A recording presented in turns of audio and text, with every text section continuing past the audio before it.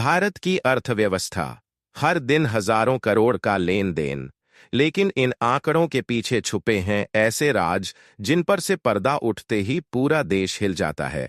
करोड़ों का नुकसान, अरबों की धोखाधड़ी और ऐसे लोग जो कानून के शिकंजे से बचने के लिए किसी भी हद तक जा सकते हैं। आज हम आपको दिखाने जा रहे हैं भारत के सबसे बड़े घोटाले, जिनकी वजह से हमारी अर्थव्यवस्था को करारा झटका लगा और जिनकी सच्चाई आपको अंदर तक हिला देगी। 1990 के दशक में शेयर बाजार का जादूगर बनकर उभरा एक नाम, एक ऐसा आदमी जिसने भारत के स्टॉक मार्केट को हिलाकर रख दिया। हर किसी को यकीन था कि अगर कोई शेयर में पैसा लगाना चाहता है तो सिर्फ हर्षद मेहता की सलाह माननी चाहिए। उसकी एक टिप पर कंपनियों के शेयर आसमान छूने लगते थे। लेकिन बहुत कम लोग जानते थे कि यह सफलता सिर्फ एक दिखावा थी। हर्षद मेहता ने बैंकों के सिस्टम में ऐसी खामियां ढूंढ निकालीं जिनका फायदा उठाकर उसने करोड़ों रुपए शेयर बाजार में झोंक दिए। बैंक भी उसकी बातों में आ गए और बिना सोचे समझे उसे पैसा देते चले गए। शेयर बाजार में कृत्रिम उछाल आया, लोग खुश थे, निवेशक झूम रहे थे। लेकिन फिर एक दिन स्टेट बैंक ऑफ इंडिया ने जब अपने खातों की जांच की तो उन्हें पता चला कि 500 करोड़ रुपए का कोई रिकॉर्ड ही नहीं है। इसके बाद जो खुलासे हुए उन्होंने पूरे देश को हिलाकर रख दिया। हर्षद मेहता के बाद जब भारत के स्टॉक मार्केट को लगने लगा कि अब सब कुछ ठीक हो गया है, तभी एक और नाम उभर कर सामने आया, केतन पारेख।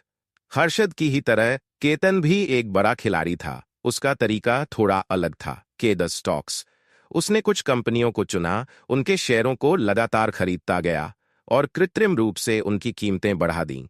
निवेशकों को लगा कि ये कंपनियां बहुत तेजी से ग्रो कर रही हैं और हर कोई इन शेयरों को खरीदने दौड़ पड़ा। लेकिन जब असलियत सामने आई तो लोगों की सारी जमा पूंजी डूब गई। भारत की आईटी इंडस्ट्री में सत्यम कंप्यूटर सर्विसेज एक भरोसेमंद नाम था, लेकिन इसके संस्थापक रामालिंगा राजू के दिमाग में कुछ और ही चल रहा था। उसने अपनी कंपनी की बैलेंस शीट में ऐसे नंबर डाले जो कभी थे ही नहीं। 136 करोड़ के झूठे अकाउंट्स, नकली कर्मचारियों के नाम पर वेतन और कागजों में दिखाया गया मुनाफा जो कभी हुआ ही नहीं। यह झूठ सालों तक चलता रहा और किसी को शक तक नहीं हुआ। लेकिन फिर एक दिन जब सच्चाई सामने आई तो न केवल सत्यम बल्कि पूरी आईटी इंडस्ट्री हिल गई। भारत की कंपनियों की साख पर सवाल उठने लगे। इस सुनकर 76 लाख करोड़ का घोटाला। सोचिए, इतनी रकम से कितने स्कूल, अस्पताल और सड़कें बनाई जा सकती थीं। लेकिन यह पैसा चला गया उन नेताओं और बिजनेसमैन की जेब में जिन्होंने टेलीकॉम सेक्टर के लाइसेंस सस्ते में बेच दिए।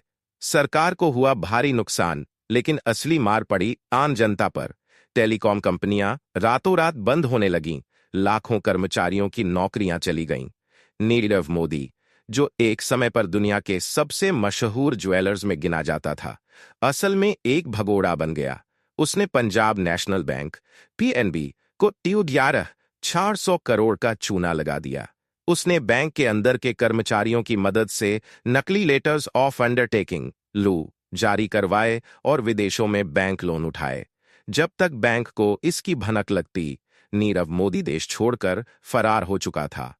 आज भी भारतीय एजेंसियां उसे वापस लाने की कोशिश कर रही हैं, लेकिन क्या उसे कभी सजा मिलेगी?